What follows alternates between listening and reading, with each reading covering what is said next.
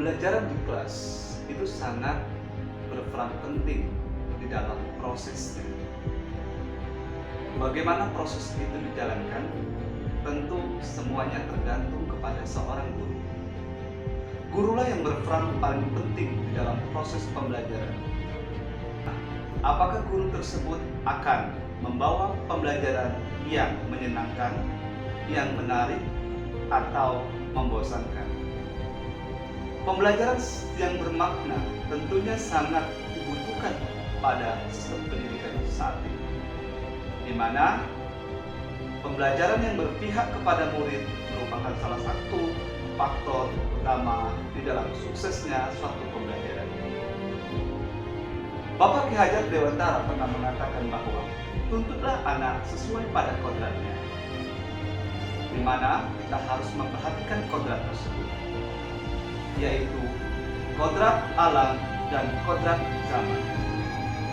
Dengan adanya kemajuan teknologi saat ini, tentunya kita sebagai seorang guru harus bergerak, dan harus menggerakkan untuk kemajuan pendidikan, terutama di tempat kita bekerja atau di sekolah kita masing-masing.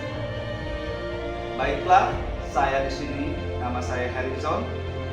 Saya guru pendidikan Pancasila dan Kewarganegaraan di SMP Negeri 7 Senayan, Kabupaten Lingga, Provinsi Kepulauan Riau. Saya yakin setiap guru itu pasti memiliki metode atau cara mengajar yang berbeda-beda. Namun tetap satu tujuan, yaitu tercapainya suatu tujuan pembelajaran.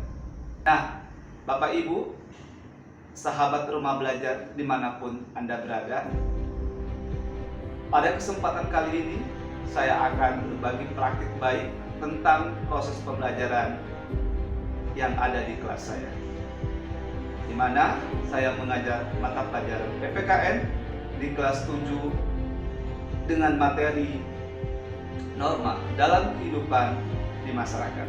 Kesempatan kali ini saya akan mengajar dengan menggunakan model pembelajaran problem based learning dengan mengkombinasikan atau memanfaatkan portal rumah belajar, yaitu sumber belajar beserta TIK yang lainnya seperti menggunakan aplikasi Quizizz dan Canva.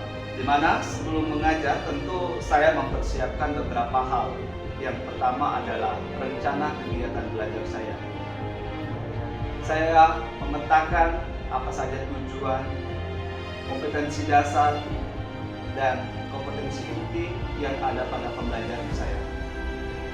Saya menelaah sebuah materi yang akan saya ajar dengan menghubungkan dengan metode yang sesuai pada materi sehingga akan terwujud tujuan pembelajaran tersebut. Dan tak lupa saya memanfaatkan adanya kemajuan teknologi berupa memanfaatkan portal rumah belajar dengan sumber belajar beserta Quizizz dan Canva.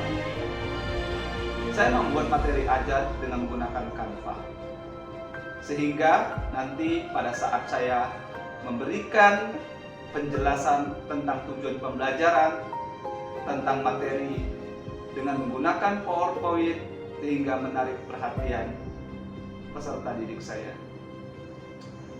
Tentu di dalam sebuah menganalisis permasalahan yang ada di pembelajaran problem based learning, saya menggunakan video yang nantinya akan digunakan atau dianalisis oleh peserta didik saya. Dan tentu dengan adanya Quizizz, saya juga memanfaatkan untuk nantinya akan kuis bagi peserta didik saya, sehingga harapan saya dapat memacu peserta didik saya menjadi lebih aktif, menjadi lebih tertarik dalam proses pembelajaran. Saya mengajar di kelas 7 untuk materi norma yang berlaku di dalam masyarakat. Pertama-tama saya menyampaikan tujuan pembelajaran kepada peserta didik saya, sehingga mereka mampu mendengar atau memahami kira-kira tujuan pembelajaran yang saya sampaikan. Setelah itu tentu hal yang pertama yang saya lakukan adalah menganalisis suatu permasalahan yang ada di dalam video, di mana video tersebut sudah saya ambil dengan menggunakan kemajuan teknologi berupa YouTube.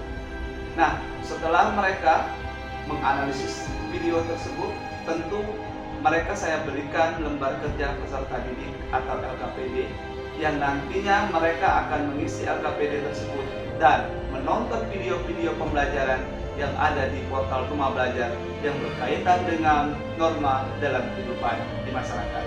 Sehingga dengan adanya portal Rumah Belajar tersebut membantu peserta didik saya memahami lebih detail tentang definisi norma, tentang tujuan norma, tentang contoh-contoh norma di dalam kehidupan bermasyarakat. Sehingga terciptalah pembelajaran yang menurut saya sangat menarik bagi peserta didik. Mereka tidak mengantuk, mereka tidak bosan, sehingga tercapailah suatu tujuan pembelajaran yang saya harapkan.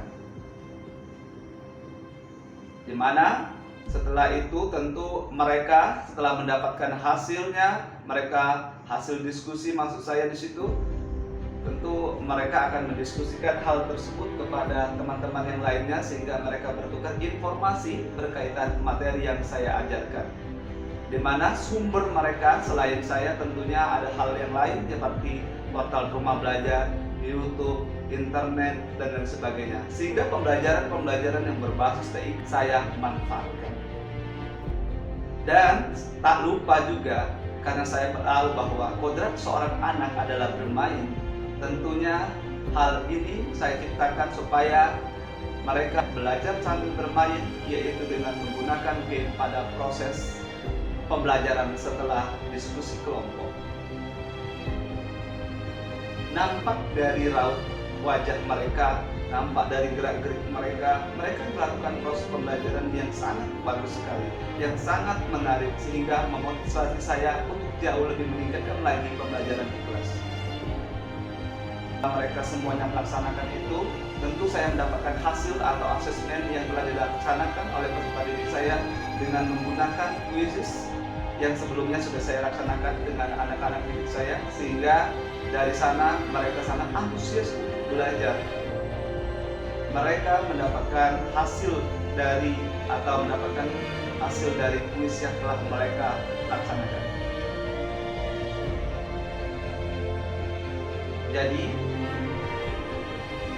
pembelajaran yang berbasis masalah dapat kita temukan sebuah solusi di dalam proses pembelajaran dengan memanfaatkan teknologi, terutama portal Rumah Belajar, PMM, YouTube, Canva, Quizzes, semua itu bisa kita kolaborasikan supaya menciptakan suatu pembelajaran yang inovatif. Saya Harrison, demikian tentang praktik baik yang telah saya laksanakan di sekolah saya di SMP Negeri 7 Senayan. Tentu masukan, kritik, dan saran dari teman-teman adalah hal yang saya tunggu, sehingga itu akan memotivasi saya untuk melakukan proses pembelajaran yang lebih baik lagi. Terima kasih. Assalamualaikum warahmatullahi wabarakatuh.